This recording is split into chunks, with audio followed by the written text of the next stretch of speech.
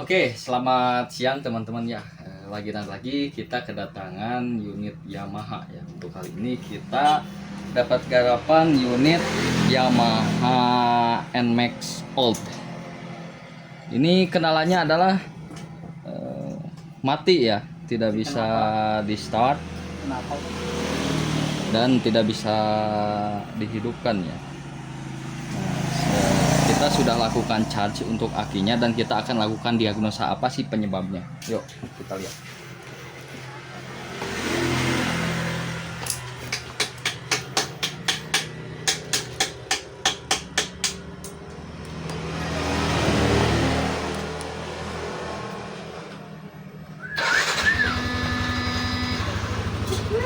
Oke, kita akan lakukan pemeriksaan pada sistem pengisian.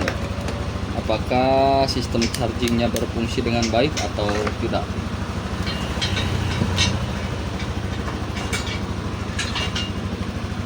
Nah, untuk sistem pengisian yang normal itu berada di angka 13 volt sampai 15 volt ya, itu yang normal. Jangan kurang dari 13 volt dan jangan lebih dari 15 volt. Oke.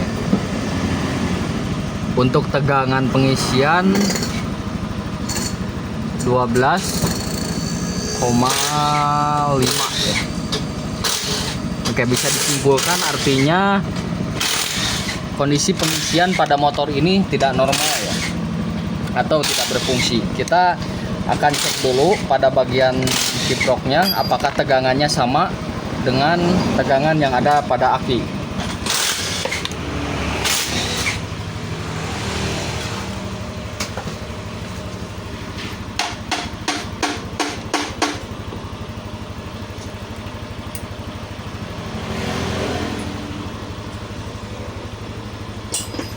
Oke, untuk di bagian kiprok ini terbaca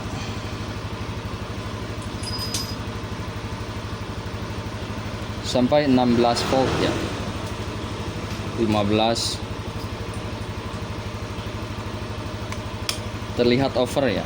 Oke, jika terjadi seperti ini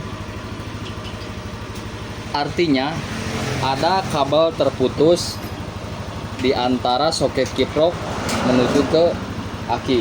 Nah, untuk penyelesaiannya ini harus dilakukan bedah ya, lakukan bedah kabel. Nah, dan kita akan lihat pada jalur kabel warna merah ini ada konektivitas yang terputus di antara soket kiprok menuju ke aki. Oke, kita akan lakukan perbaikan dulu. Nanti setelah dilakukan perbaikan kita akan review lagi hasilnya. Oke, untuk sistem pengisian yang tadi tidak berfungsi, kita sudah lakukan diagnosa dan menemukan adanya kabel yang terputus ya. Ini adalah kabel dari aki menuju ke soket kiprok. Ketika kabel ini terputus, otomatis sistem pengisian tidak akan berfungsi dikarenakan tidak adanya hubungan antara kiprok dengan aki ya. Ini penyebabnya kabel ini kemasukan air ya, sehingga menimbulkan jamur dan membuat kabel ini keropos.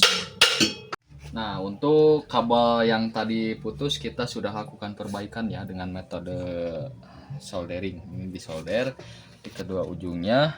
Kenapa harus disolder? Karena ini adalah area yang akan terus-menerus terkena air ya kalau hujan, sehingga air itu akan masuk ke sela-sela dari isolatornya dan tersimpan di area kabel-kabel ini.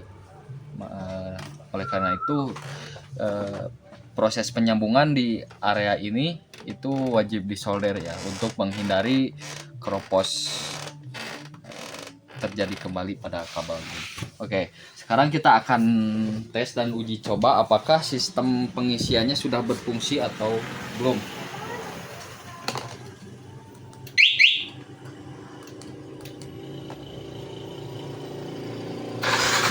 Pertama kita lihat dulu untuk tegangan pengisian yang ada di kiprok ya.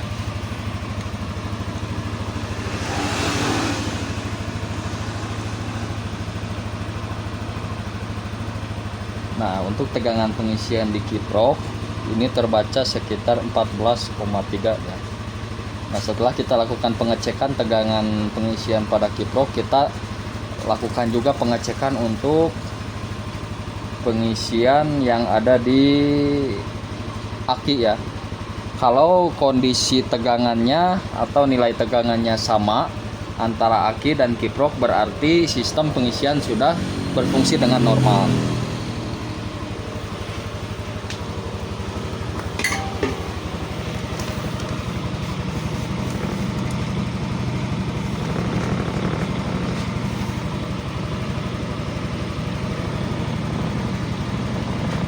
Oke.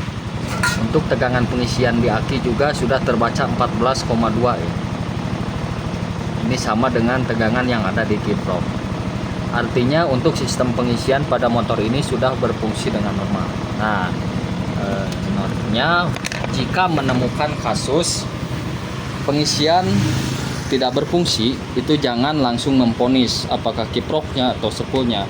Terkadang hal kecil yang terjadi adalah terputusnya kabel antara hubungan di kiprok dan aki itu sendiri. Oke, itu saja mungkin. Terima kasih. Sampai jumpa.